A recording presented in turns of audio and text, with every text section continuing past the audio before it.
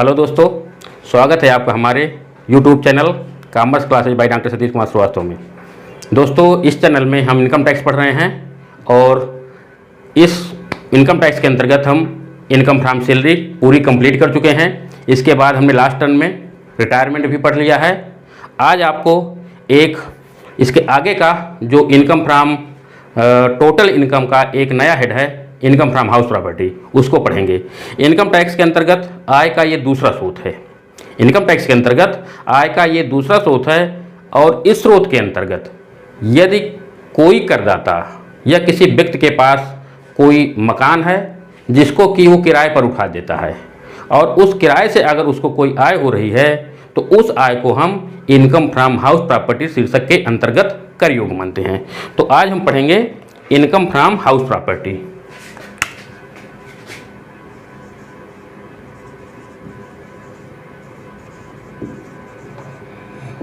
Income from house property, मकान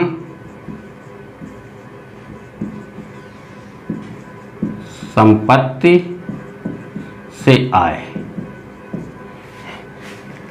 जैसे कि मैंने अभी आपको बताया कि अगर किसी करदाता के पास मकान है, चाहे एक मकान हो या अनेकों मकान हो, उन मकानों को यदि वह किराए पर उठा देता है और किराए से उसको कोई आय हो रही है तो वह आय इनकम फ्रॉम हाउस प्रॉपर्टी शीर्षक के अंतर्गत कर योग्य होती है।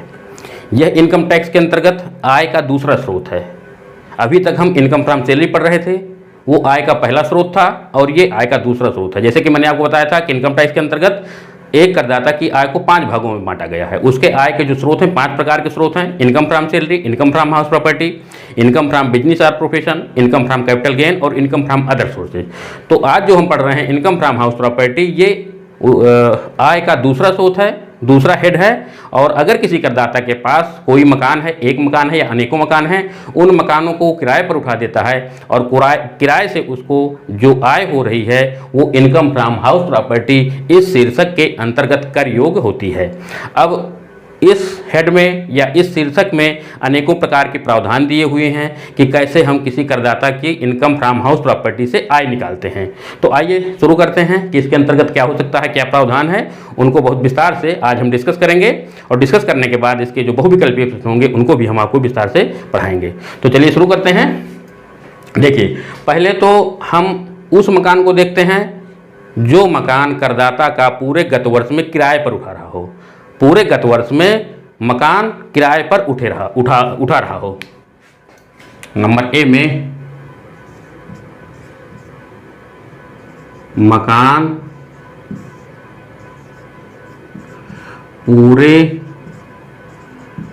गत वर्ष में किराए पर उठा रहा हो। किराए पर उठा रहा हो। देखिए, अगर करदाता के पास कोई मकान है और उस मकान को वो किराए पर उठा देता है और उस मकान को किराए पर उठाने से उसको कुछ आय हो रही है तो वो आय हमारी इनकम फ्रॉम सैलरी शीर्षक के अंतर्गत कर योग्य होती है।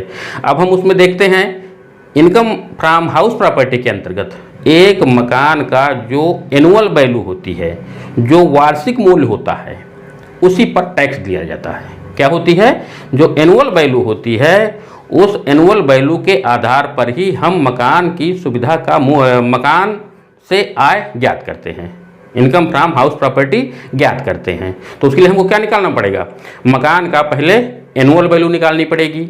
उस एनुअल वैल्यू में धारा 24 के अंतर्गत कुछ कटौतियाँ हैं, उन कटौतियों को घटाना पड़ेगा और घटाने के बाद जो रकम आएगी वो आपकी हो जाएगी इनकम फ्रॉम हाउस प्रॉपर्टी।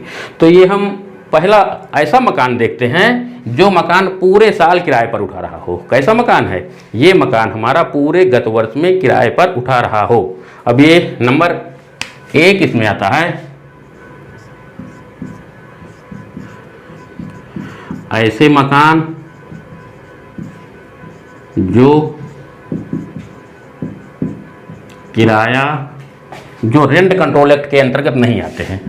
ऐसे मकान जो रेंट कंट्रोल एक्ट के अंतर्गत नहीं आते हैं। रेंट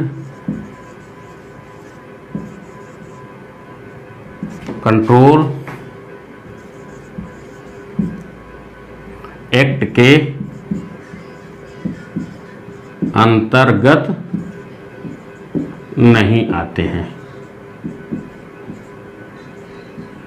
देखिए, अगर कोई मकान पूरे गत वर्ष में किराए पर उठा हुआ है, कोई मकान पूरे गत वर्ष में किराए पर उठा हुआ है, उस मकान के जब हम एनुअल वैल्यू निकालते हैं तो सबसे पहले ये देखते हैं कि जो मकान हमारा किराए पर उठा हुआ है वह रेंट कंट्रोल एक्ट के अंतर्गत आता है या रेंट कंट्रोल एक्ट के अंतर्गत नहीं आता है। अब ये रेंट कंट्रोल एक्ट क्या है? देखिए, रेंट कंट्रोल एक्ट को हिंदी में कहते हैं किराया नियंत्रण अधिनियम। क्या कहते हैं? किराया नियंत्रण अधिनियम। देखिए, जो बड़े बड़े शहर होते हैं, जहाँ पर बड़े बड़े नगर निगम हैं, नगर पालिकाएँ हैं, नगर महापालिकाएँ हैं, वहाँ पर क्या होता है, वहाँ पर इन नगर पालिकाओं के द्वारा या इन नगर निगम के द्वारा एक मानक किराया या स्टैंडर्ड रेंट घोषित कर दिया जाता है। एक प्रमाप किराया घोषित कर दिया जाता है कि कोई भी मकान मालिक इस किराए से अधिक किराया नहीं लेगा। क्या होता है कि उसमें एक मानक किराया घोषित कर दिया जाता है कि इस मकान का जो स्टैंडर्ड रेंट है वो इतना है। तो ये अपेक्षा की जाती है कि कोई भी मकान मालिक इस स्टैंडर्ड रेंट से ज़्यादा किराया नहीं लेगा। और कुछ जो छोटे शहर हैं वहाँ पर कोई स्टैंडर्ड रेंट नहीं होता, वहाँ पर कोई मानक किराया नहीं होता, वहाँ पर कोई प्रमाण किराया नहीं होता है। ठीक है, तो यहाँ पर आपको केवल ये समझना है कि पहले प्रकार के हमारे ऐसे मकान हैं जो रेंट कंट्रोल एक्ट या किराया नियंत्रण अधिनियम के अंतर्गत नहीं आते हैं। तो जो मकान इस अधिनियम के अंतर्गत नहीं आते हैं तो निम्नलिखित 3 रकमें हैं। क्या है? निम्नलिखित 3 रकमें हैं। उन 3 रकमों में जो रकम सबसे ज़्यादा होती है, उन 3 रकमों में जो रकम सबसे ज़्यादा होती है वह आपके मकान का वार्षिक मूल्य होती है। क्या होता है? वह मकान का वार्षिक मूल्य होती है। देखिए, इनकम टैक्स के अंतर्गत आपका केवल एनुअल वैल्यू दी हुई है। क्या दिया हुआ है? वार्षिक मूल्य दिया हुआ है। परंतु हम अध्ययन की सुविधा के लिए क्या करते हैं कि हम पहले निकालते हैं सकल वार्षिक मूल्य, ग्रास एनुअल वैल्यू पहले निकालेंगे और ग्रास एनुअल वैल्यू के द्वारा जो करदाता है उसके द्वारा यदि नगर पालिका कर का भुगतान किया गया है, कहे का भुगतान किया गया है, नगर पालिका कर का यदि भुगतान किया गया है तो नगर पालिका कर का जो भुगतान किया गया है उसको घटा देते हैं। कहे में घटा देते हैं? ग्रास एनुअल वैल्यू में। और ग्रास एनुअल वैल्यू में यदि हम म्युनिसिपल टैक्स का जो भुगतान किया गया है उसको घटा देंगे तो हमारी एनुअल वैल्यू आ जाती है। तो हम यहाँ पर जो अध्ययन कर रहे हैं वो क्या अध्ययन कर रहे हैं कि निम्नलिखित 3 रकमों में जो रकम सबसे अधिक होती है उसको हम क्या मानते हैं? ग्रास एनुअल वैल्यू मानते हैं। अब वो रकमें आपकी कौन कौन सी हैं? 3 रकमें कौन कौन सी हैं? नंबर 1 में है आपका, नंबर 1 म्युनिसिपल वैल्यूएशन।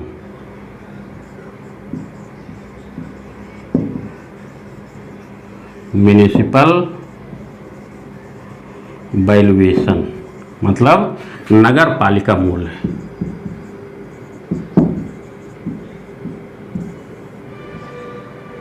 नगर पालिका मूल्य।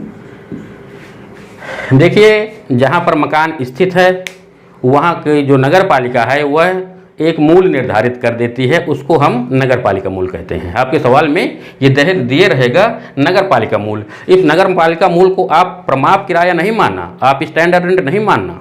ये स्टैंडर्ड रेंट नहीं है। स्टैंडर्ड रेंट केवल वहीं दिया होता है जहां पर रेंट कंट्रोल एक्ट लागू होता है। अब यहां पर क्योंकि क्या दिया है? रेंट कंट्रोल एक्ट आपका यहां पर लागू नहीं है, तो यहां पर आपका प्रमाप किराया नहीं है। नगर पालिका मूल्यांकन ये होता है कि नगर पालिका द्वारा किसी मकान का एक मूल्य निश्चित कर दिया जाता है कि इस मकान का इतने किराए पर उठाया जा सकता है। तो आपका क्या हो गया? वो हो गया म्युनिसिपल वैल्यूएशन या नगर पालिका मूल्यांकन। अब दूसरा है फेयर रेंट।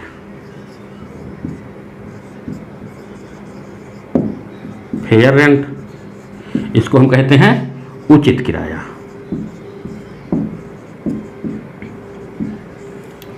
अब उचित किराया क्या है? उचित किराया ये है कि नगर पालिका ने तो घोषित कर दिया कि भाई इस मकान का मूल्य 10,000 रुपये मासिक है, इस मकान को 10,000 रुपये मासिक पर किराए पर उठाया जा सकता है। परंतु उचित किराया में ये है कि इस मोहल्ले में इस मकान वास्तव में कितने पर किराए पर उठाए जा सकते हैं, उचित किराया, जिसको हम कहते हैं एक्सपेक्टेड रेंट। वास्तव में ये मकान कितने पर किराए पर उठाया जा सकता है, तो इसमें वहाँ की लोकेलिटी देखी जाती है, उस मोहल्ले की लोकेलिटी देखते हैं कि इस मोहल्ले में इसी प्रकार के इसी सुख सुविधा का मकान कितने के किराए पर उठाया जा सकता है, वो आपका उचित किराया हो गया। और तीसरा है actual rent received. Actual rent received ये आपको हो गया वास्तविक प्राप्त किराया। वास्तविक प्राप्त किराया, तो ये आपके क्या हो गए, ये तीन मूल्य निकल आए। एक तो म्युनिसिपल वैल्यूएशन, हमने बताया है कि नगर पालिका द्वारा जो मूल्य निर्धारित कर दिया जाता है। दूसरा फेयर रेंट, उचित किराया, जो उस लोकेलिटी के आधार पर जितने में वो मकान किराए पर उठाया जा सकता है। और तीसरा है एक्चुअल रेंट रिसीव, वास्तविक प्राप्त किराया। इन तीनों मूल्यों में जो मूल्य सबसे अधिक होता है वही उस मकान का ग्रास एनुअल वैल्यू होती है। इन तीनों रकमों में जो रकम सबसे अधिक होती है वही मकान का सकल वार्षिक मूल्य होता है। उपर्युक्त रकमों में जो रकम सबसे अधिक होगी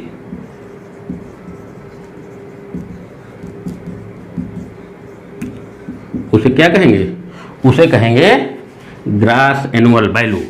उसे हम कहते हैं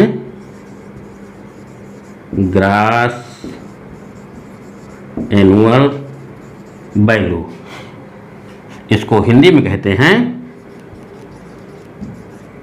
सकल वार्षिक मूल्य।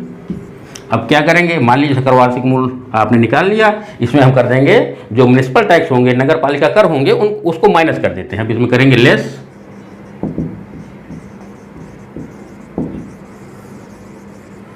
Municipal tax. अब जो भी रकम होंगे उसको माइनस करेंगे और माइनस करने के बाद जो रकम आती है उसको कहते हैं एनुअल वैल्यू। इसको क्या कहेंगे, ये आपकी एनुअल वैल्यू हो जाएगी। तो हमारा वह मकान जो पूरे वर्ष आपका कहे पर रहा है, किराए पर उठा रहा है, तो उस मकानों का जो पहला हमारा मूल्यांकन है, जो रेंट कंट्रोल एक्ट के अंतर्गत नहीं आते हैं, not covered from rent control act, अगर ऐसा मकान है तो आपको ये तीन रकमें सवाल में दी होंगी।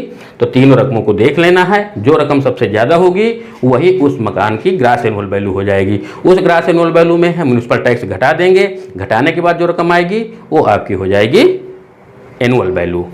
अब देखिए, मान लीजिए किसी मकान का नगर पालिका मूल्य वार्षिक 10,000 रुपये है, तो यहाँ पर आपने लिख लिया 10,000। जो उचित किराया है, फेयर रेंट है, वो 15,000 है, तो दूसरी रकम आपकी हो जाएगी 15,000। तीसरा देखेंगे एक्चुअल रेंट रिसीव, जो वास्तव में उसको रेंट मिल रहा है, कितना मिल रहा है, 13,000। अब इन तीनों रकमों में ज़्यादा कौन सी दिखा रही है, 15,000, तो 15,000 हमारी क्या हो जाएगी, ग्रास एनुअल वैल्यू 15,000। और लेस म्युनिसिपल टैक्स मान लीजिए कि 1,000 रुपये दिया गया है, तो 15,000 में हम क्या करेंगे, 1,000 माइनस कर देंगे, 14,000 रुपये हमारी एनुअल वैल्यू आ जाएगी। अब इस एनुअल वैल्यू में हम धारा 24 के अंतर्गत जो कटौतियां हैं उन कटौतियों को माइनस कर देंगे, और माइनस करने के बाद जो हमारी रकम आएगी वो हो जाएगी इनकम फ्रॉम हाउस प्रॉपर्टी। इस प्रकार से हम इनकम फ्रॉम हाउस प्रॉपर्टी के सवाल लगाते हैं। अब दूसरा हम देखते हैं ऐसे मकान जो रेंट कंट्रोल एक्ट के अंतर्गत आते हैं। ऐसे मकान जो रेंट कंट्रोल एक्ट के अंतर्गत आते हैं।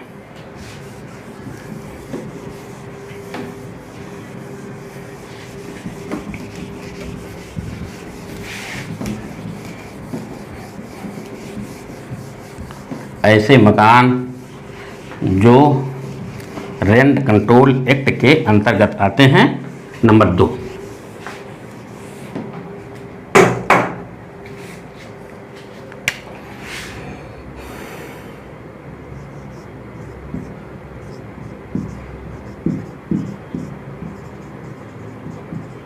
ऐसे मकान जो रेंट कंट्रोल एक्ट के अंतर्गत आते हैं। हमने अभी आपको बताया कि जो बड़े बड़े नगर निगमें हैं, नगर पालिका हैं, महानगर पालिकाएँ हैं, जो बड़े बड़े महानगर हैं, वहाँ पर रेंट कंट्रोल एक्ट लागू रहता है। वहाँ पर क्या लागू रहता है? Rent control act. और इनके द्वारा एक मानक किराया घोषित कर दिया जाता है, एक स्टैंडर्ड रेंट घोषित कर दिया जाता है कि अब आप इस रेंट से ज़्यादा किराया नहीं लेंगे। आप जो स्टैंडर्ड रेंट है इससे ज़्यादा कोई भी मकान मालिक किराया नहीं लेगा। तो यदि रेंट कंट्रोल एक्ट घोषित है तो उस दशा में क्या होता है? अगर रेंट कंट्रोल एक्ट घोषित है तो इस दशा में क्या होता है? इस दशा में हम देखते हैं कि हम जो ग्रॉस एनुअल वैल्यू है, तो ग्रॉस एनुअल वैल्यू कैसे निकालते हैं। यहाँ पर भी हम तीन जो मूल अभी लिखे थे उन तीनों मूल्यों को लिखते हैं। नंबर 1 में म्युनिसिपल वैल्यूएशन,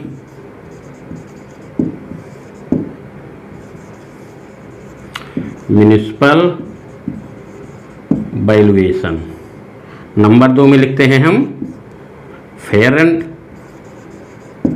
उचित किराया, और तीसरा है actual rent receive, actual rent received. ये आपका एक ही अंतर आता है। इनका मूल्यांकन करने के लिए हम पहले इन तीनों मूल्यों को देखते हैं और इन तीनों मूल्यों में जो रकम सबसे अधिक होती है, कौन सी? Whichever is higher. जो रकम सबसे ज़्यादा होती है उस रकम को हम लिख लेते हैं यहाँ पर। ठीक है। अब नंबर बी में देखते हैं। बी में हम दो मूल्य देखते हैं। बी के अंतर्गत हम क्या करते हैं? दो मूल्य देखते हैं। एक तो स्टैंडर्ड रेंट,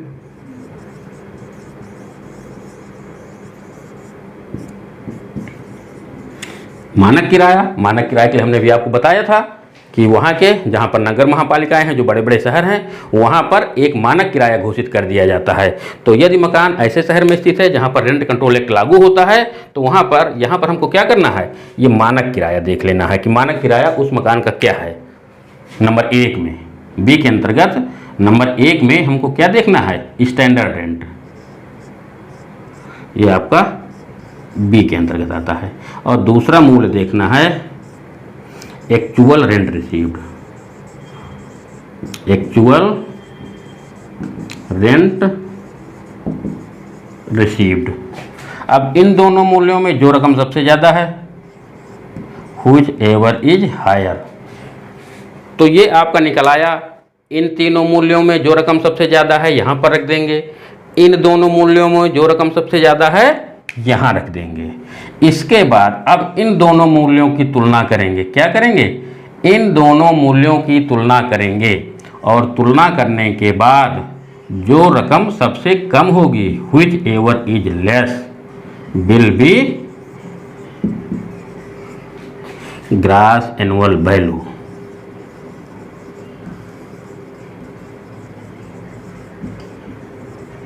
ये अगर मकान रेंट कंट्रोल एक्ट के अंतर्गत आता है तो आपको 4 प्रकार के मूल्य सवाल में दिए रहेंगे। एक तो स्टैंडर्ड रेंट दिए रहेगा, म्युनिसिपल वैल्यूएशन दिए रहेगा, एक्सपेक्टेड रेंट या फेयर रेंट दिया रहेगा, और आपको वास्तव में रेंट रिसीप्ट दिया रहेगा कि उस मकान को कितने में कितना किराया मिला हुआ है। तो आपको इस चार्ट के आधार पर या इस टेबल के आधार पर आपको निकालना है कि आपकी ग्रॉस एनुअल वैल्यू क्या होगी। तो आप सबसे पहले इन 3 मूल्य निकालेंगे जो हमने रेंट कंट्रोल एक्ट के अंतर्गत नहीं आते हैं। तो ये मूल्य थे, पहले हम ये 3 मूल्य लिख लेंगे। म्युनिसिपल वैल्यूएशन जो नगर पालिका द्वारा घोषित किया हुआ है, फेयर रेंट जो इसी प्रकार की लोकेलिटी के आधार पर उसी प्रकार की अन्य मकान संपत्ति का जो किराया होगा वो रख लेंगे, और वास्तव में मकान मालिक को कितना किराया मिला हुआ है। इन तीनों मूल्यों में जो मूल्य सबसे ज़्यादा होता है उसको यहाँ पर रख लेंगे। और बी में हम कर देंगे स्टैंडर्ड रेंट जो मानक किराया घोषित किया हुआ है वह किराया हो जाएगा, और वास्तव में जो किराया प्राप्त है उसको भी रख लेंगे, और इनमें दोनों में जो रकम ज़्यादा होगी उसको रख लेंगे। अब इस ज़्यादा वाली रकम में और इस ज़्यादा वाली रकम में, इन दोनों ज़्यादा वाली रकमों में जो रकम सबसे कम होगी इन दोनों रकमों में, इन दोनों रकम में जो रकम कम होगी वो आपकी क्या हो जाएगी, वो हो जाएगी ग्रास एनुअल वैल्यू। अब इस ग्रास एनुअल वैल्यू में म्युनिसिपल टैक्स को घटा देंगे तो एनुअल वैल्यू आ जाएगी। क्या आ जाएगी, एनुअल वैल्यू आ जाएगी। और उस एनुअल वैल्यू में धारा 24 के अंतर्गत जो कटौतियां हैं उन कटौतियों को घटा देंगे, घटाने के बाद जो रकम आएगी वो आपकी आ जाएगी इनकम फ्रॉम हाउस प्रॉपर्टी। तो यहां पर आपकी ग्रास एनुअल वैल्यू आ गई।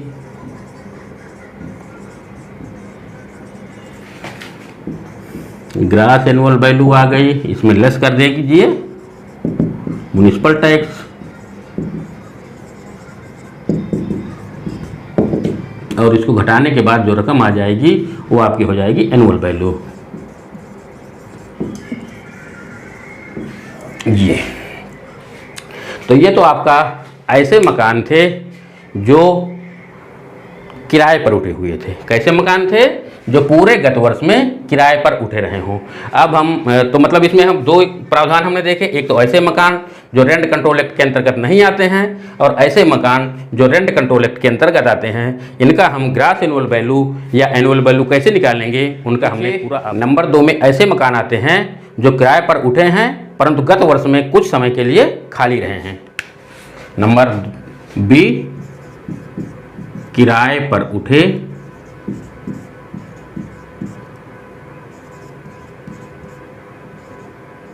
परंतु गत वर्ष में कुछ अवधि के लिए खाली। देखिए, अगर कोई मकान संपत्ति ऐसी है जो किराए पर तो उठी हुई है, किराए पर तो हमने उसको उठाया हुआ है, परंतु कुछ समय के लिए वो मकान हमारा खाली है। अब नंबर 1 में क्या आ सकता है, मकान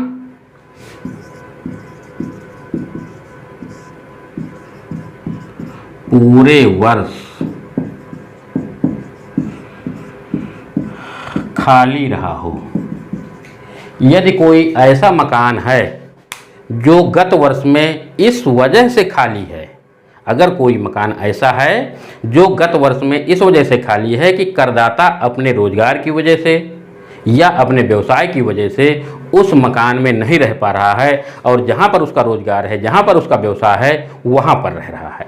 अगर कोई करदाता अपने खुद के मकान में नहीं रह पा रहा है और वह मकान इस वजह से खाली है कि करदाता का व्यवसाय कहीं दूसरी जगह है या अपने व्यवसाय के लिए कहीं दूसरी जगह रह रहा है, जबकि उसके कोई व्यक्तिगत हित नहीं है, जहां पर वो रह रहा है वहां पर कोई व्यक्तिगत हित उसका नहीं होना चाहिए। जैसे मान लीजिए कि अपने मकान में, खुद के मकान में नहीं रह रहा है, जिसको उसे किराए पर उठा देना चाहिए या उसको खुद उस पर रहना चाहिए, बल्कि अपने पिताजी के मकान में इस वजह से रहता है कि वहाँ पर उसको खाने की सुविधा है, वहाँ पर उसको बना बनाया खाना मिल रहा है। ऐसा ना होना चाहिए। उसको इस वजह से अपने मकान पर नहीं रहना चाहिए कि उसका रोजगार कहीं दूसरी जगह है, उसका व्यवसाय किसी दूसरी जगह है। अगर इस वजह से मकान पूरे गत वर्ष में खाली रहा है तो उस मकान का जो सकल वार्षिक मूल्य है वो नील हो जाएगा। इसका जो ग्रास एनुअल वैल्यू होगी तो क्या हो जाएगी, नील हो जाएगी। अगर मकान पूरे गत वर्ष में इस वजह से खाली रहा है कि करदाता कहीं दूसरी जगह व्यापार कर रहा है तो उस मकान की जो ग्रास एनुअल वैल्यू है वो क्या हो जाएगी, नील हो जाएगी। अब दूसरा, ऐसे मकान जो कुछ समय के लिए खाली हों। नंबर 2 में ऐसे मकान जो गत वर्ष में कुछ समय के लिए खाली हों।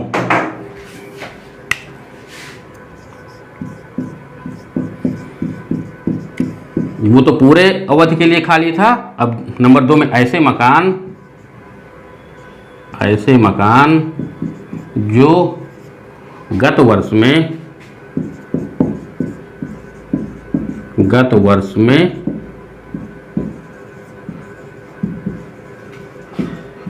कुछ अवधि तक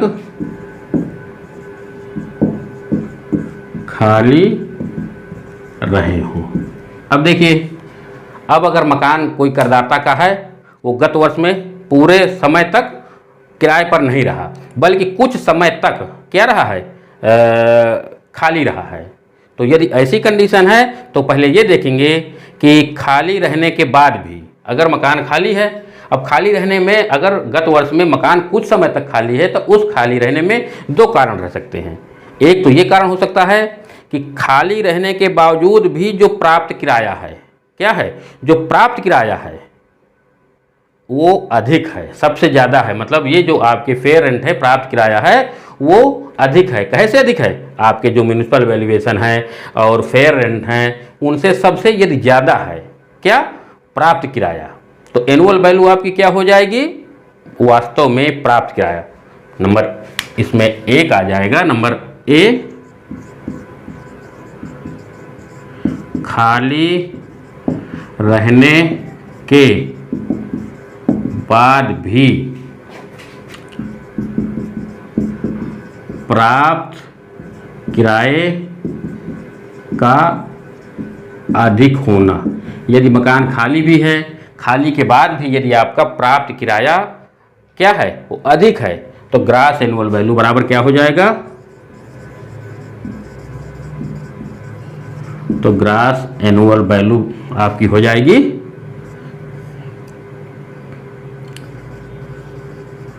एक्चुअल रेंट रिसीव्ड। तो ग्रॉस एनुअल वैल्यू बराबर हो जाएगी एक्चुअल रेंट रिसीव। अब इसमें क्या कर देंगे, इसमें लेस म्युनिसिपल टैक्स कर देंगे और माइनस कर देंगे। माइनस करने के बाद जो रकम आ जाएगी वो आपकी हो जाएगी एनुअल वैल्यू। तो अगर हमारा मकान इस वजह से खाली है कि कुछ समय तक खाली है, खाली रहने के बाद भी यदि प्राप्त किराया अधिक है, तो हमारा जो प्राप्त किराया होगा वो आपकी क्या हो जाएगी, ग्रॉस एनुअल वैल्यू हो जाएगी।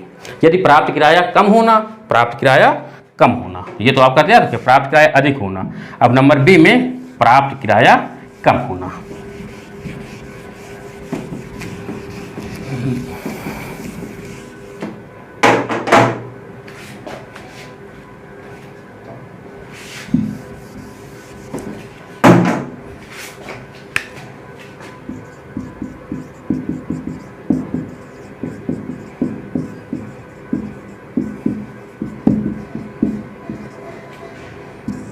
देखिए, यदि प्राप्त किराया हमारा इस वजह से कम है कि मकान हमारा खाली है, अगर प्राप्त किराया हमारा इस वजह से कम है कि मकान हमारा खाली है, मकान कुछ समय तक खाली है, इस खाली रहने की वजह से हमारा प्राप्त किराया कम है, इस दशा में भी एक्चुअल रेंट रिसीव्ड जो होगा वही ग्रॉस एनुअल वैल्यू हो जाएगी। इस दशा में भी actual rent received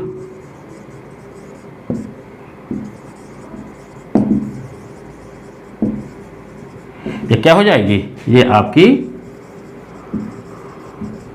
gross annual value हो जाएगी। अब इसमें क्या करेंगे, लेस म्युनिसिपल टैक्स माइनस कर देंगे, घटाने के बाद जो रकम आएगी वो आपकी हो जाएगी एनुअल वैल्यू। समझ रहे हैं? मतलब अभी तो हमने ये देखा कि प्राप्त किराया हमारा ज़्यादा है, अगर हमारा मकान भी खाली है इसके बाद भी प्राप्त किराया ज़्यादा है, जब प्राप्त किराया ज़्यादा है तो हमारा जो प्राप्त किराया होगा वही ग्रॉस एनुअल वैल्यू हो जाएगी। अब यहाँ पर हम ये देख रहे हैं कि हमारा मकान खाली है, इस वजह से प्राप्त किराया हमारा कम है। अगर मकान खाली है इसके बाद भी किराया कम है, तो जो किराया कम होगा, हमको जो किराया प्राप्त हो रहा होगा वही हमारी क्या हो जाएगी, ग्रॉस एनुअल वैल्यू हो जाएगी, वही हमारी ग्रॉस एनुअल वैल्यू कम हो जाएगी। ये किस वजह से, अगर प्राप्त किराया इस वजह से खाली है, इस वजह से कम है कि हमारा मकान कुछ समय तक खाली है। ठीक है, हमारे अन्य कारण भी हो सकते हैं। नंबर सी, अन्य कारण।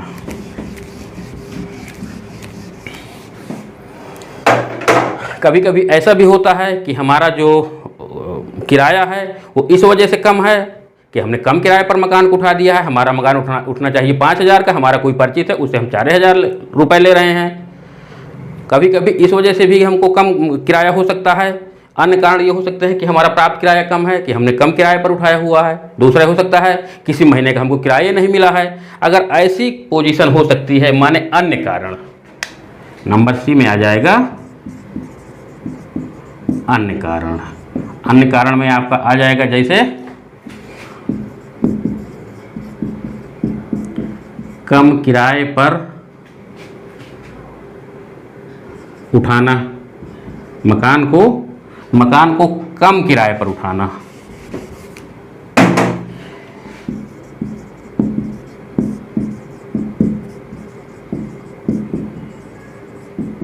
मकान को कम किराए पर उठाना। मकान को हमने कम किराए पर उठाया हुआ है, यह हमारा कोई अप्राप्त किराया,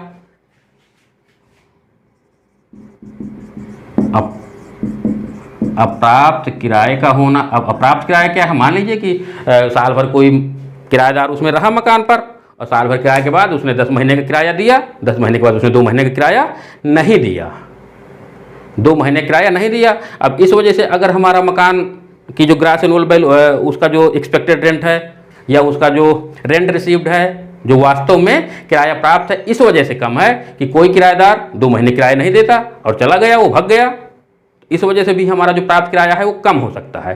तो इसकी ग्रॉस वैल्यू कैसे निकालेंगे? माने अगर हमारी ये 2 कंडीशन है कि हमने मकान को कम किराए पर उठाया हुआ है या हमारा अप्राप्त किराया है, तो उसकी हम ग्रॉस एनुअल वैल्यू कैसे निकालेंगे?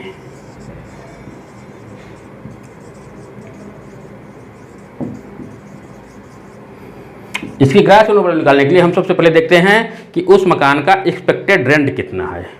उस मकान का expected rent, gross annual value बराबर expected rent minus actual rent received.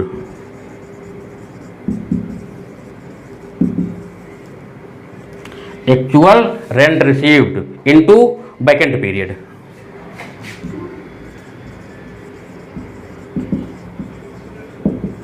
Into vacant period बटे 12। एक साल में 12 महीने हैं तो 12 से बटा कर देंगे, और हम क्या करेंगे? एक्सपेक्टेड रेंट हम ये देखेंगे कि वास्तव में हमको इस मकान पर कितना किराया मिल सकता था, उचित किराया इसका क्या हो सकता है, उसको कर देंगे और माइनस कर देंगे वास्तव में जो हमको किराया मिला है, कितने समय तक हमारा मकान खाली रहा है, बटे 12 कर देंगे। इसको निकालने के बाद एक्सपेक्टेड रेंट में घटा देंगे, जो अमाउंट हमारी आएगी वो हमारी ग्रॉस एनुअल वैल्यू हो जाएगी। अब इस ग्रॉस एनुअल वैल्यू में कर देंगे लेस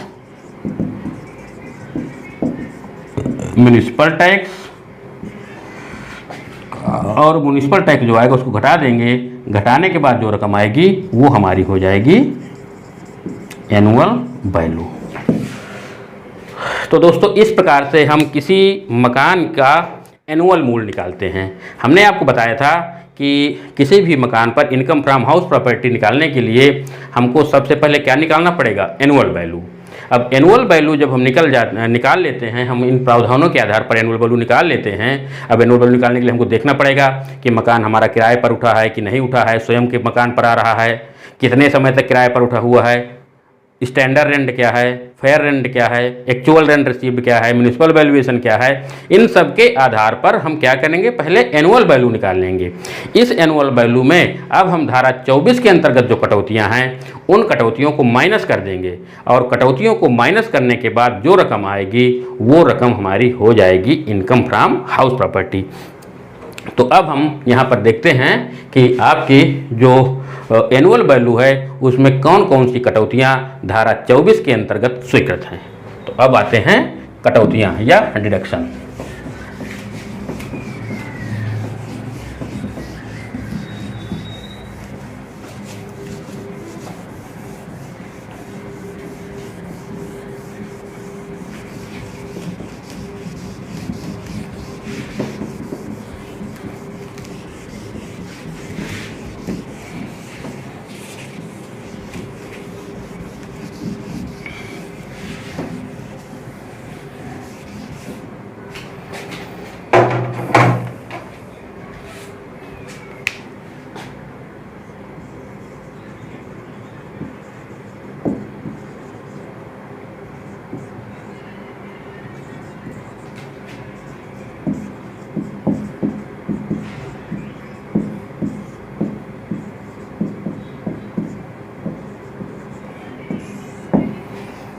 देखिए जब एनुअल वैल्यू निकल आती है तो उस एनुअल वैल्यू को निकालने के बाद हम उसमें क्या करते हैं, कटौतियों को माइनस करते हैं, कटौतियों को घटाते हैं।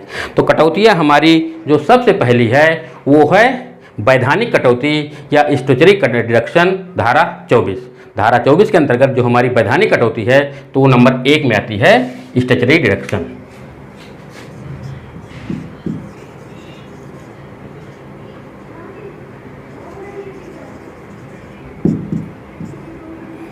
स्टैट्यूटरी डिडक्शन इसको हम कहते हैं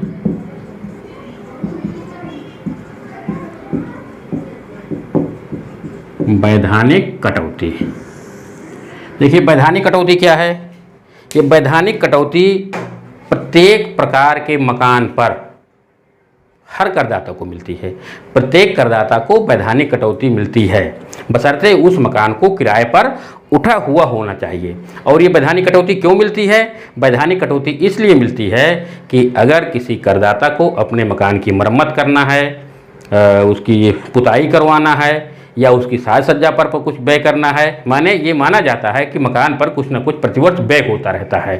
कभी उसकी साज सज्जा कराना है, कभी रिपेयरिंग कराना है, कभी उसकी पुताई कराना है, अन्य जो उसके साज सज्जा के व्यय हैं वो सब करने पड़ते हैं। तो अब करदाता इन व्ययों को कर रहा हो चाहे ना कर रहा हो, चाहे मरम्मत कर रहा हो चाहे ना कर रहा हो, पुनर्निर्माण करा रहा हो चाहे ना करा रहा हो, साज सज्जा पर कुछ व्यय कर रहा हो चाहे ना कर रहा हो, प्रत्येक मकानों पर एनुअल वैल्यू का 30% वैधानिक कटौती स्वीकृत होती है।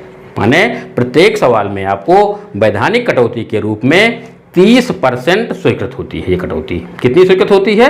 30%। तो वैधानिक कटौती जो आपको होगी 30% ऑफ एनुअल वैल्यू, माने वार्षिक मूल्य का 30%।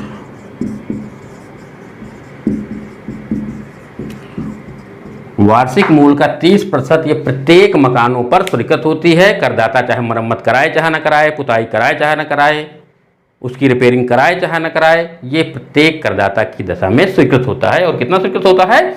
हमने जो अभी एनुअल वैल्यू आपको बताया था, उस एनुअल वैल्यू का आपको 30% निकाल देना है धारा 24 के अंतर्गत वैधानिक कटौती के रूप में। तो ये तो आपका नंबर 1 थी वैधानिक कटौती। अब नंबर 2 में है interest on loan. Interest on loan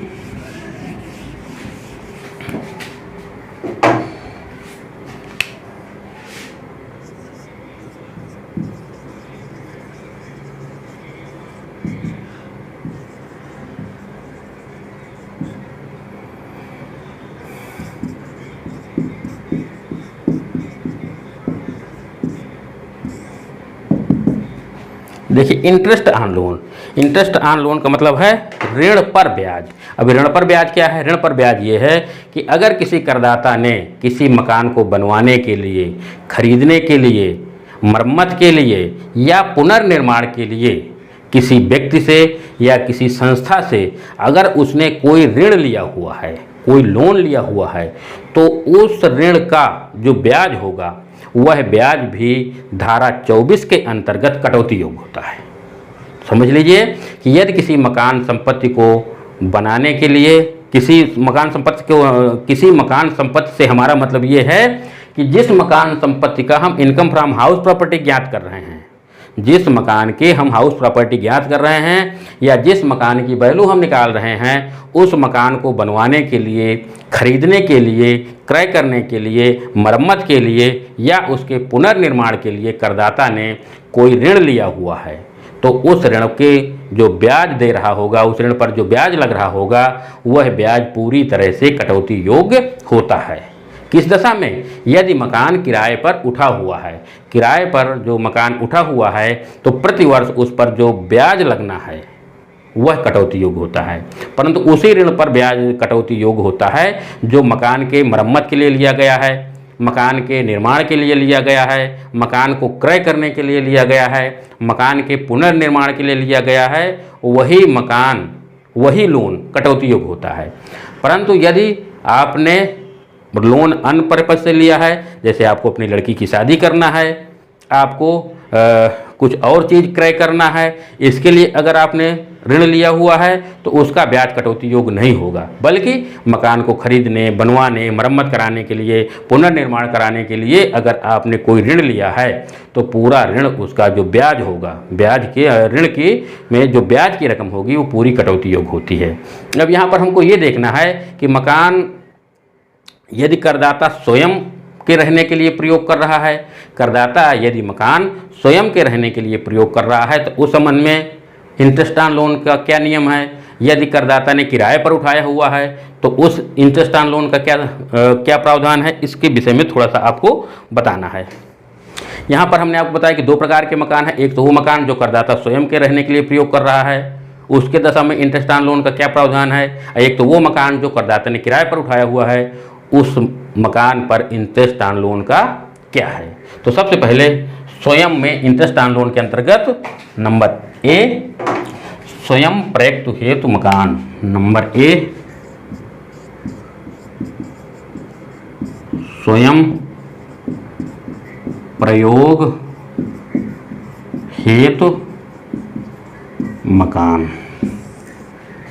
देखिए, करदाता ने यदि स्वयं के प्रयोग के लिए कोई मकान लिया हुआ है, क्या लिया हुआ है, कोई मकान है, उस मकान को उसने लोन लेकर के बनवाया है या लोन लेकर के क्रय किया है या लोन लेकर के उसने मरम्मत कराया है और उस मकान में वो खुद रहता है। क्या करता है, उस मकान में वो खुद रहता है, तो वहाँ पर कितनी रकम कटौती योग्य होगी। यहाँ पर हमको ये देखना है कि ऋण कब लिया गया है, ऋण हमारा कब लिया गया है, किस दशा में। यदि उस मकान में करदाता खुद रहता है, यदि मकान 1/4/1999 से पहले लिया गया है, यदि मकान 1 अप्रैल 1999 से पूर्व लिया गया है तो actual interest on loan are अथवा ₹30,000 which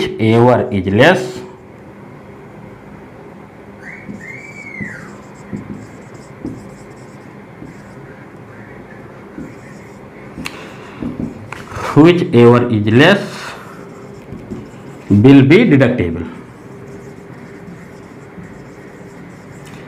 माने यदि मकान 1 अप्रैल 1999 से पहले लेकर के मकान को बनवाया गया है तो उस दशा में जो इंटरेस्ट ऑन लोन होगा वो रकम या ₹30,000, इन दोनों में जो रकम सबसे कम होगी वो कटौती योग्य हो जाती है। किस दशा में, यदि मकान स्वयं के लिए प्रयोग हो रहा है। यदि मकान स्वयं के रहने के लिए प्रयोग हो रहा है तो जो कटौती की रकम है अधिकतम कितनी है, 30,000। मतलब 30,000 से ज़्यादा आपको कटौती नहीं मिलेगी यदि ऋण 1 अप्रैल 1999 से पूर्व लिया गया। यदि मकान नहीं, यदि ऋण या लोन 1 अप्रैल 1999 से पूर्व लिया गया है। अब दूसरा है, यदि ऋण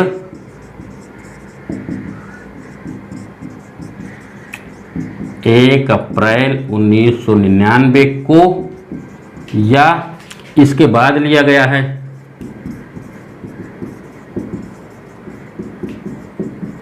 इसके बाद लिया गया है। अब देखिए, यदि करदाता जिस मकान पर इनकम फ्रॉम हाउस प्रॉपर्टी निकाल रहा है वो उस मकान पर खुद रहता है और जो ऋण है वो कब लिया गया है, 1 अप्रैल 1999 को लिया गया है या इसके बाद लिया गया है।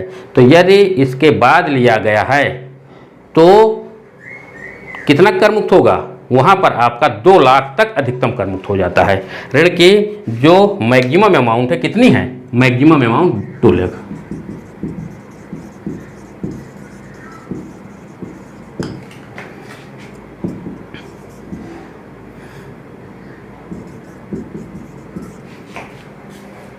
अब देखिए, यदि मकान स्वयं के रहने के लिए प्रयोग हो रहा है, यदि ऋण 1 अप्रैल 1999 के पहले लिया गया है तो 30,000 कर मुक्त होता है। यदि ऋण 1 अप्रैल 1999 के बाद लिया गया है तो मैक्सिमम अमाउंट 2 लाख रुपए है। मतलब वास्तव में ब्याज की रकम या अधिकतम 2 लाख रुपए तक ये आपका कटौती योग्य होता है। परंतु यहाँ पर यह है कि आपको 5 वर्ष के अंदर मकान का निर्माण करा लेना चाहिए। जो आपने ऋण इस दशा में 1 अप्रैल 1999 के बाद अगर आपने ऋण लिया है तो यहाँ पर आपको 2 लाख की छूट तभी मिलेगी जब आप ऋण लेने के बाद 5 वर्ष के अंदर निर्माण करा लेंगे। यदि आप 5 वर्ष के अंदर निर्माण नहीं कराते हैं तो फिर आपको ये 2 लाख की छूट नहीं मिलेगी, आपको छूट केवल 30,000 की मिल जाएगी। यहाँ पर लिख लीजिए नोट,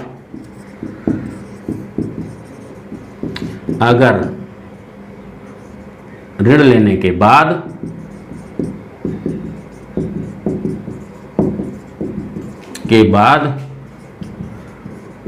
5 वर्ष के अंदर मकान नहीं बनवाया गया तो 2 लाख की जगह केवल 30,000 रुपए की कटौती मिलेगी। ये आपको ध्यान देना है कि यदि मकान स्वयं के प्रयोग पर यूज हो रहा है और मकान ऋण हमने 1 अप्रैल 1999 के पहले लिया है तो हमको 30,000 की छूट मिलती है अधिकतम, और यदि 1 अप्रैल 1999 के बाद लिया है तो हमको 2 लाख की छूट मिलती है अधिकतम। परंतु ये 2 लाख की छूट हमें तभी मिलेगी यदि 5 वर्ष के अंदर हमने मकान बनवा लिया है। अगर 5 वर्ष के अंदर हमने मकान नहीं बनवाया है तो हमको ये छूट नहीं मिलेगी। अब नंबर बी में ऐसे मकान जो किराए पर उठे हुए हैं, किराए पर उठे हुए मकानों के संबंध में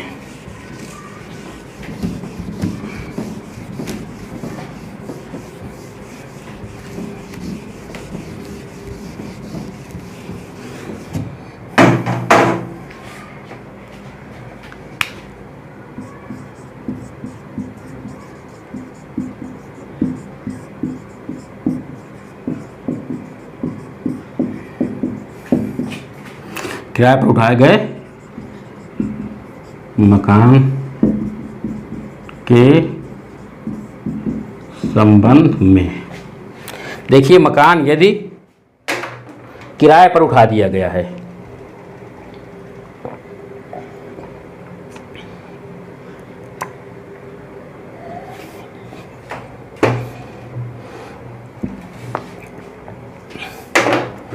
मकान यदि किराए पर उठा दिया गया है तो उसके संबंध में हमको इंटरेस्ट ऑन लोन का क्या छूट है।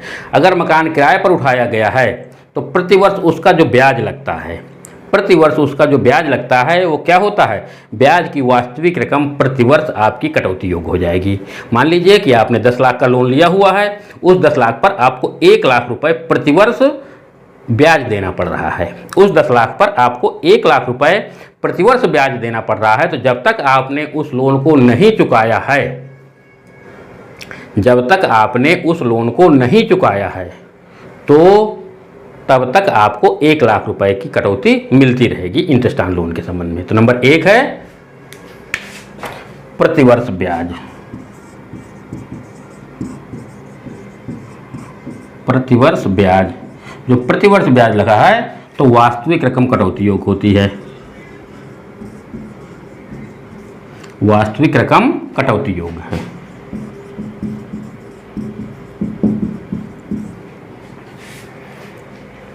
जो प्रतिवर्ष आपका ब्याज लग रहा है तो वास्तव में जो रकम है वो कटौती योग्य हो जाएगी। अब दूसरा एक चीज आपको और देखना है, निर्माण से पूर्व का ब्याज, इसको थोड़ा समझ लीजिएगा। निर्माण से पूर्व का ब्याज, देखिए जैसे आपने किसी गत वर्ष में क्या किया, लोन ले लिया और उस लोन को लेकर के आपने मकान का निर्माण शुरू कर दिया। क्या कर दिया, मकान को बनवाना शुरू कर दिया। अब मकान आपका बन करके किसी अवधि में तैयार हो जाएगा। जैसे आपने ऋण लिया 1 अप्रैल 2005 को आपने ऋण लिया, मकान आपका बन के तैयार हो रहा है 31 मार्च 2007 को। ठीक है, तो कितने वर्ष हो गया? 2 वर्ष। तो 2 वर्ष का ब्याज मान लीजिए आपका निकल आया 5 लाख। 5 लाख मान लीजिए निकल आया, 2 वर्ष का ब्याज आपका निकल आया 5 लाख। तो निर्माण से पूर्व अवधि का जो ब्याज है वो भी आपका 5 वार्षिक किस्तों में 5 वर्षों तक कटौती योग्य हो जाता है। कितनी? 5 वार्षिक किस्तों में। अगर आपने 1 अप्रैल 2005 को लोन लिया है, 31 मार्च को आपका मकान बना, इसको आपने लिया, ऋण लिया, और 31 मार्च 2007 को मकान पूर्ण हुआ, तो 2 वर्ष का अगर आपका 5 लाख रुपए ब्याज का होता है तो इसका क्या करेंगे? 5 लाख का 1/5 कर देंगे, माने 5 वार्षिक किस्तों में एक किस्त आपकी कितनी बन गई? 1 लाख। तो 1-1 लाख रुपए आप 5 सालों तक इसकी भी कटौती आपको मिल जाएगी। तो निर्माण से पूर्व अवधि का ब्याज कितना हो जाएगा?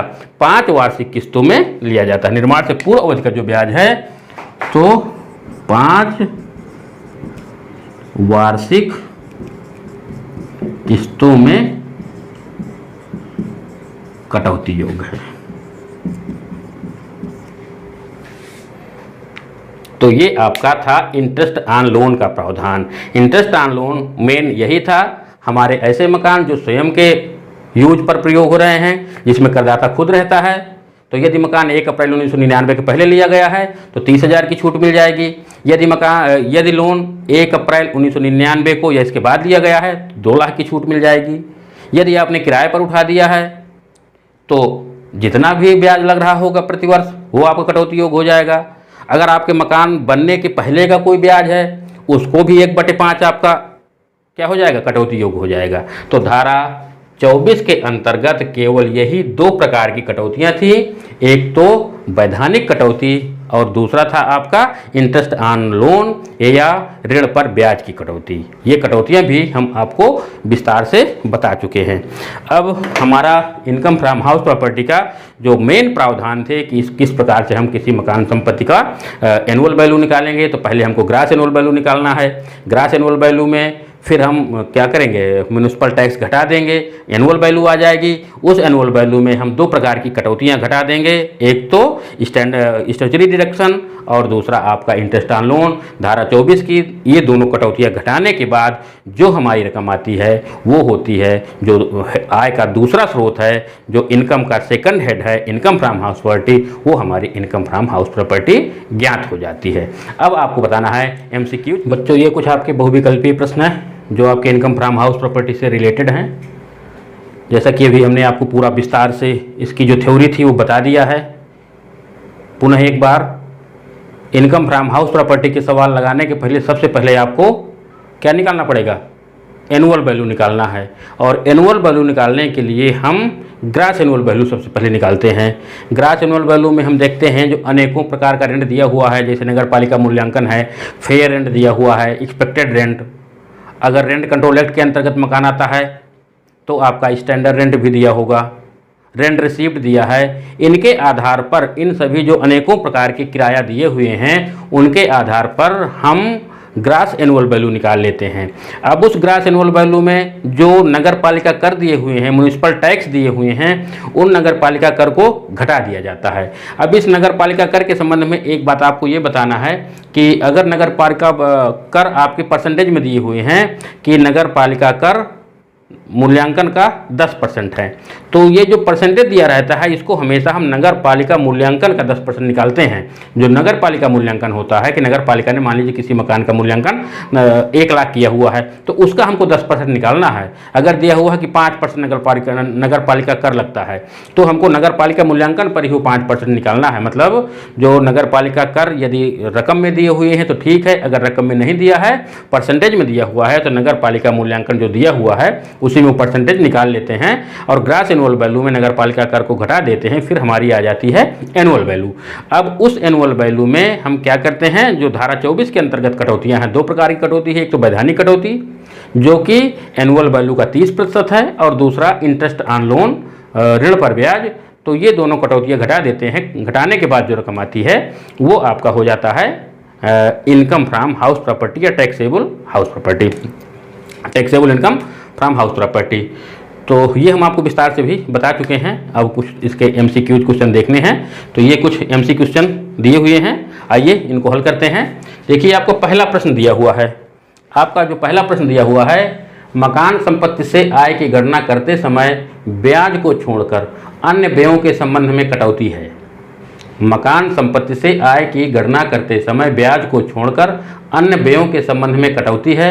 वार्षिक मूल्य का 1/5, वार्षिक मूल्य का 1/4, वार्षिक मूल्य का 30% और प्राप्त किराए का 1/4%, प्राप्त किराए का 1/4। हमने आपको बताया था कि ऋण पर ब्याज को आपको छोड़ देना है। आपको दो प्रकार की कटौती मिलती है, एक तो ऋण पर ब्याज की कटौती और एक वैधानिक कटौती। तो कह रहा कि ऋण पर ब्याज को छोड़ देना है, तो ऋण पर ब्याज को अगर आप छोड़ देंगे तो क्या बचा, वैधानिक कटौती। और वैधानिक कटौती कितना कर योग होती है, कटौती योग होती है। वैधानिक कटौती वार्षिक मूल्य का 30% कटौती योग होती है। वैधानिक कटौती वार्षिक मूल्य का 30% कटौती योग होती है। तो क्वेश्चन नंबर पहले का जो C ऑप्शन है वो C ऑप्शन सही हो जाएगा कि वार्षिक मूल्य का 30% कटौती योग होगा। किस धारा के अंतर्गत, धारा 24 की उपधारा A के अंतर्गत। अब नंबर 2 में आते हैं, भवन निर्माण से पूर्व ऋण पर भुगतान की गई ब्याज की राशि कटौती योग्य है। मान लीजिए कि आपने कोई मकान आप बनवाना है और उस बनवाने के लिए आपने पहले से कोई ऋण ले रखा है, तो उस ऋण पर, माने जो मकान आपका जब से बनकर तैयार हुआ है उससे पहले का जो ऋण होता है वो भी आपका कटौती योग है धारा 24 के अंतर्गत। और कितना कटौती योग है, 5 वर्षों में 5 किस्तों में आप उसकी कटौती प्राप्त कर सकते हैं। मतलब 5 वर्षों में 5 किस्तों में। अगर मान लीजिए कि आपने जब ऋण लिया है उसके बाद आपने मकान बनवाया, अब उसके बीच का आपका 1 लाख रुपए ब्याज हो गया। मतलब जैसे आपने 2010 में कोई ऋण लिया, 2010 के बाद 2012 में आपका मकान बन करके तैयार हुआ। अब इन 2 सालों का जो ब्याज होगा वो ब्याज आपका निकल रहा है 1 लाख। 1 लाख निकल रहा है तो 1 लाख का क्या करेंगे, इसका 1/5 कटौती आपकी 5 सालों तक वो कटौती योग्य होती जाएगी इंटरेस्ट ऑन लोन के अंतर्गत। तो 5 वर्षों तक वो उस प्रकार के ब्याज जो मतलब पहले का है, जो मकान के बनने से पहले का ब्याज है, तो 5 वर्षों तक 5 किस्तों में आपका कटौती योग्य होता है। तो क्वेश्चन नंबर 2 का D आंसर सही हो जाएगा। तीसरा है, आयकर के उद्देश्य के लिए मकान का आशय, मतलब जैसे हमको इनकम टैक्स लगाना है तो किस मकान पर लगाएंगे, रहने का मकान, कार्यालय के प्रयोग का मकान या गोदाम। अगर आपका कोई मकान है उसको आप रहने के लिए मकान किराए पर दिया हुआ है, रहने के लिए दिया हुआ है, या आपने किसी को कार्यालय के प्रयोग के लिए मकान किराए पर दिया हुआ है, या गोदाम पर वो मकान प्रयोग हो रहा है, तो क्या हो जाएगा, ये मकान का मतलब क्या है, ये सभी। यहाँ पर नंबर 3 में ये सभी आंसर आपका सही होगा, राइट आंसर हो जाएगा ये सभी। चौथा है, किराए पर उठे हुए मकान के निर्माण हेतु लिए गए ऋण पर ब्याज की कटौती अधिकतम है। जो मकान आपका किराए पर उठा हुआ है उसके किराए पर उठे हुए मकान के निर्माण के लिए अगर आपने कोई ऋण लिया है तो उस पर ब्याज की कटौती क्या है, उसकी कोई सीमा नहीं है। जैसे हमने आपको बताया था कि यदि आपने ऋण लिया हुआ है और उस ऋण से लेकर के मकान बनवाया है और उस मकान पर आप खुद रहते हैं, उस मकान पर आप खुद रहते हैं, तो यदि ऋण आपने 1 अप्रैल 1999 से पहले लिया है, ऋण आपने 1 अप्रैल 1999 से पहले लिया है तो 30,000 की कटौती मिलती है। यदि ऋण आपने 1 अप्रैल 1999 को लिया है या उसके बाद लिया है तो कटौती आपको कितने की मिल जाएगी, 2 लाख की मिल जाएगी। परंतु जब आप उस मकान को किराए पर उठा देते हैं तो फिर आपकी जो ब्याज की रकम है उसकी कोई सीमा नहीं है, ना उसमें अधिकतम सीमा 30,000 है, ना अधिकतम सीमा 2 लाख है, बल्कि जितनी ब्याज की रकम आपको लग रही है तो पूरी कटौती योग्य हो जाएगी। किस दशा में, यदि मकान किराए पर उठा हुआ है। तो यहाँ पर आपका D ऑप्शन सही हो गया, कोई सीमा नहीं। मतलब अगर आपका मकान किराए पर उठा हुआ है तो जितनी भी रकम आप ब्याज के रूप में भुगतान कर रहे हो वो पूरी की पूरी कटौती योग्य हो जाएगी। और अगला है, स्वयं के व्यापार के उपयोग में आने वाले मकान की आय होती है। अगर आपका कोई मकान है उसको स्वयं के व्यापार में उपयोग में ले रहे हैं, स्वयं के व्यापार के उपयोग में आने वाले मकान की आय होती है शुद्ध लाभ, उचित किराया, नगर पालिका मूल्य या शून्य। ये शून्य हो जाएगा यहाँ पर। अगर आपका मकान है और आप उस पर अपना व्यापार चला रहे हैं तो उसका जो वार्षिक मूल्य होगा, मकान का जो आय होगी वो आपकी इनकम फ्रॉम हाउस प्रॉपर्टी में कर योग्य नहीं होगी। कहाँ पर करयोग हो जाएगी, वो इनकम फ्रॉम बिजनेस और प्रोफेशन में करयोग हो जाएगी, यहाँ पर आपकी शून्य हो जाएगी। स्वयं के व्यापार के लिए अगर आपका मकान प्रयोग में आ रहा है तो उसकी आय आपकी इनकम फ्रॉम हाउस प्रॉपर्टी में शून्य हो जाएगी। अगले में आते हैं 6 नंबर में, राम ने स्वयं के रहने का मकान 2015 में क्रय किया जिस पर उसने 10 लाख का ऋण लिया। ब्याज की कटौती होगी यदि गत वर्ष में देय ब्याज 1.5 लाख है, 1,50,000 है। देखिए अब यहाँ पर राम ने जो ऋण लिया है, कितने का ऋण लिया है, 10 लाख का ऋण लिया है और उस पर वो कितना ब्याज दे रहा है, 1,50,000 ब्याज दे रहा है। परंतु मकान कहे में प्रयोग हो रहा है, स्वयं के रहने में मकान प्रयोग हो रहा है। हमने आपको बताया था कि मकान यदि किराए पर उठा दिया गया है तो वहाँ पर तो ब्याज की कोई सीमा नहीं है, जितना भी ब्याज होगा पूरा कटौती योग्य हो जाएगा। परंतु यदि मकान स्वयं के रहने के प्रयोग में आ रहा है, स्वयं के रहने के लिए है, तो यदि ऋण 1 अप्रैल 1999 से पहले लिया गया है, यदि ऋण 1 अप्रैल 1999 से पहले लिया गया है तो 30,000 रुपये तक कटौती योग्य होता है। यदि ऋण 1 अप्रैल 1999 को या इसके बाद लिया गया है तो 2 लाख तक कटौती योग्य होता है। ठीक है, तो यहाँ पर आप देख रहे हैं कि मकान कब लिया गया है, ऋण कब लिया गया है, 2015 में। 2015 में उसने मकान क्रय किया और ऋण कब लिया, 2015, मतलब 1 अप्रैल 1999 के बाद वो ऋण ले रहा है।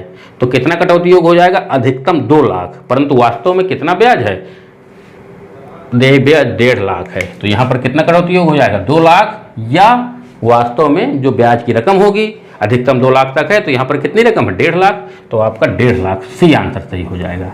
मतलब यदि ऋण 1 अप्रैल 1999 को या इसके बाद लिया गया है तो 2 लाख रुपए तक कटौती योग्य है, मतलब 2 लाख से ज़्यादा कटौती योग्य नहीं है। अगर 2 लाख से कम है ब्याज तो कम कटौती योग्य हो जाएगा।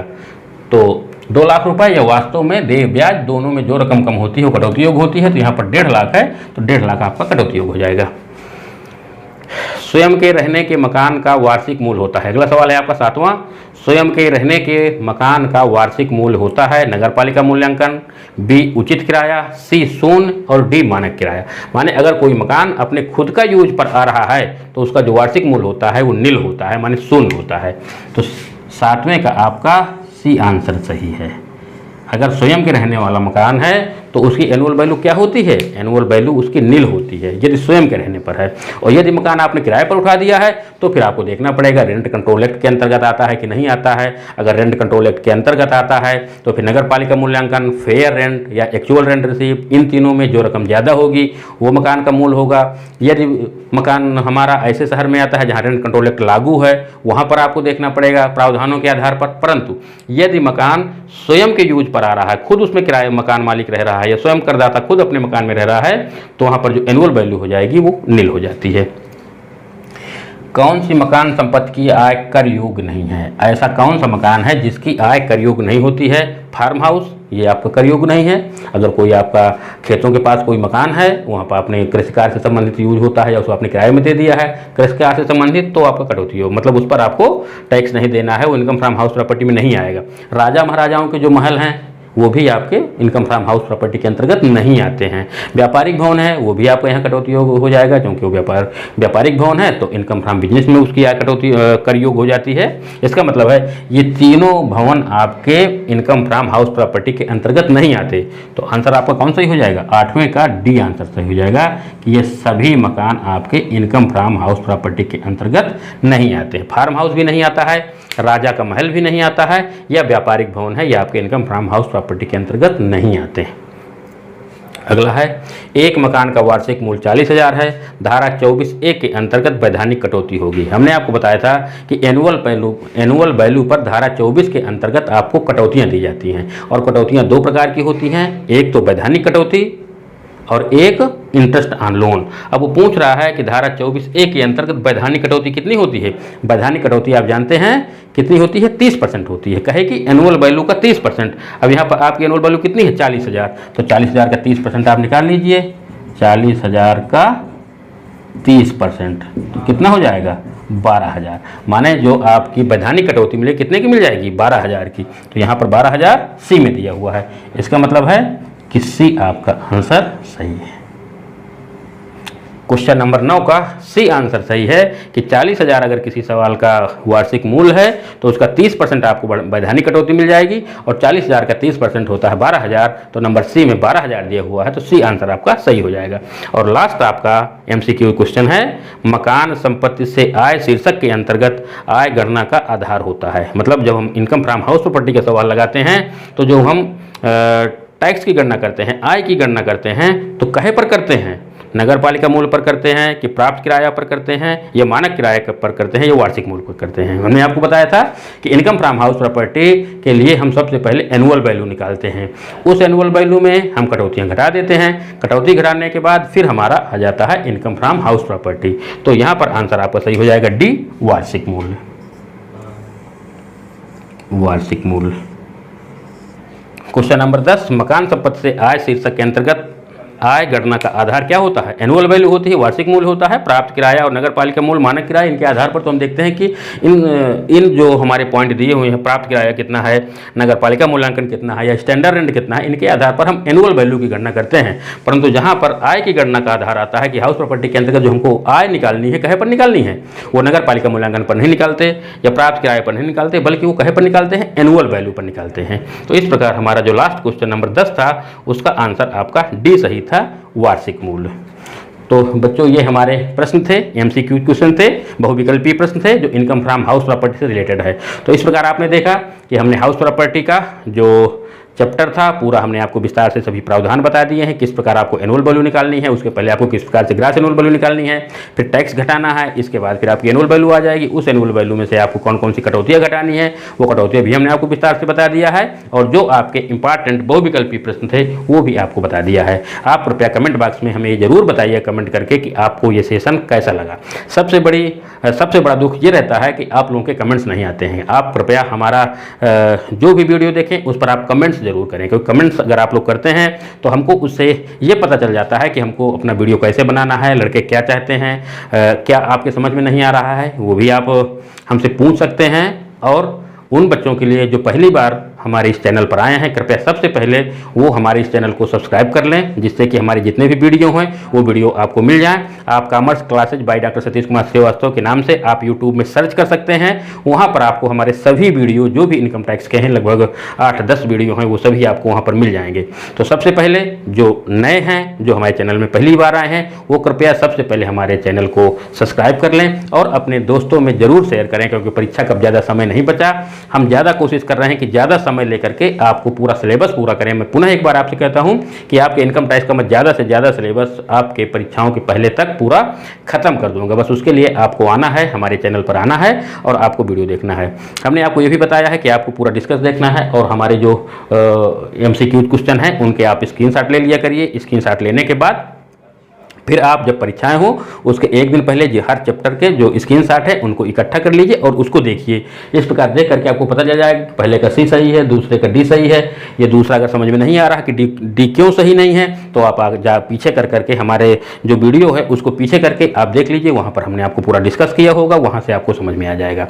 तो बस एक पुनः इसी निवेदन के साथ कि जो इस चैनल में पहली बार आए हैं, कृपया सबसे पहले वो हमारे चैनल को सब्सक्राइब कर लें और कृपया अपने कमेंट्स जरूर करें, और कमेंट्स के साथ साथ अपने जो दोस्त हैं आपके उन पर कृपया शेयर कर दें, जिससे उनको भी लाभ मिल सके, वो भी परीक्षाओं के टाइम में उनका भी कुछ हित हो सके, तो आप उनको शेयर जरूर करें।